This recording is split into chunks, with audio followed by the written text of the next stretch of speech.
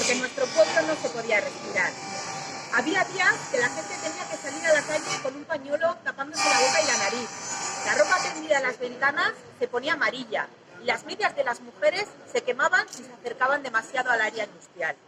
En el año 1968, un año antes de las muertes de Antón Fernández y Josu Murueta, el índice de cáncer de garganta en el Gran Bilbao era el más alto de todo el Estado.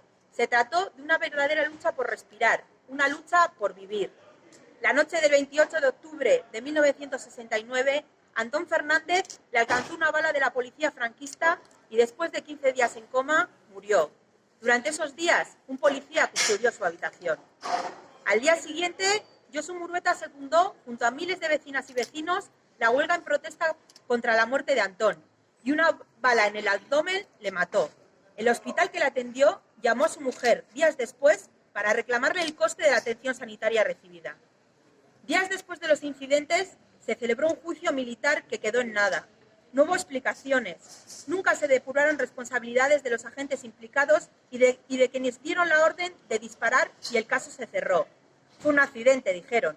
Los entierros fueron asediados por tanquetas y guardias civiles a caballo. Hoy, 50 años después, queremos hacer un llamamiento desde este lugar en concreto, debajo de la casa donde Antón fue asesinado. Un llamamiento a las vecinas de Erandio y vecinos para acudir al acto de homenaje y recuerdo que organizamos el día 27 de octubre a la 1 en la plaza Josu Murueta en Astrabudúa.